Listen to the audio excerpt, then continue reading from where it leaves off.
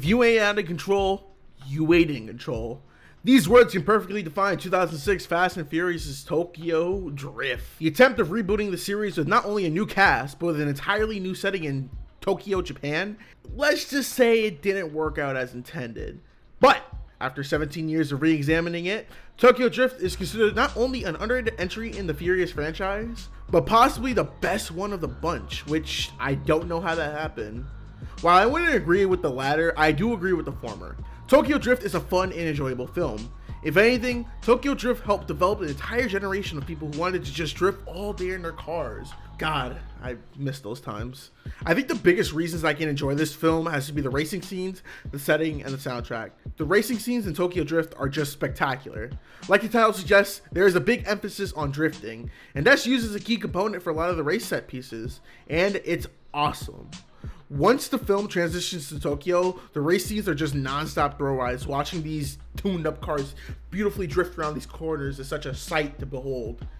And that can smoothly transition into the setting of the film, which is, of course, Tokyo, Japan. I think the setting of Tokyo in any piece of media is very beautiful, as long as it's not a big ethnic stereotype of Japan, you know, the Godzillas and the cherry blossom trees and all that. It can be a great interpretation of what Japan is really like. It's a very beautiful country. There's different set pieces in different films I like that take place in Tokyo or just take place in Japan in whole that are very, very just beautiful to look at. I think for Tokyo Drift, the setting of Tokyo has to be the best setting in the entire franchise. Not only is it beautiful to look at with the atmosphere and scenery, the city itself just feels like an integral background character. It plays a part in giving the film its unique identity, and that's a rare element that's missing from a lot of films to this day. Tokyo Drift sucks you into the culture of Tokyo hard, and it's tantalizing and great. And lastly, the soundtrack is just really great for a listen. You got My Life Be Like, ooh, wow, ooh, ah, ooh. You got Nerd's Rockstar, almost over now. And then, of course, you've got the theme song for the film. Fast and Furious, Tokyo Drift. Yeah, like, yo, Teriyaki Boys Tokyo Drift has gone on to become just iconic. Overall, it's just a fun soundtrack and definitely need to be put on your Spotify. However, for the positives in this film, there are quite a bit of negatives in this film. Firstly, the characters are not that interesting. The only one that you care about has to be Han, for obvious reasons I will get to in the later reviews. The main character of Sean just didn't do anything to stand out to me. Besides being a fish out of water, he was just bland and didn't do anything to be interesting.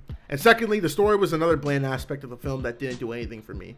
Like I mentioned before, it's a fish out of the water tale where our main character has to fit in and stand up to the bully who's the cool guy and get the girl. We've seen it 1,000 times before, and Fast and Furious Tokyo Drift is nothing new. Nothing complex, but nothing of note to take away. I guess the only thing to take away from the story is just the fact that Vin Diesel shows up at the end to challenge Sean to a race. How you want to ask? Well, I'll say this and end it here. He was a friend of Han.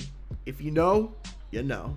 Fast and Furious Tokyo Drift was released on June 16, 2006 on a budget of $85 million.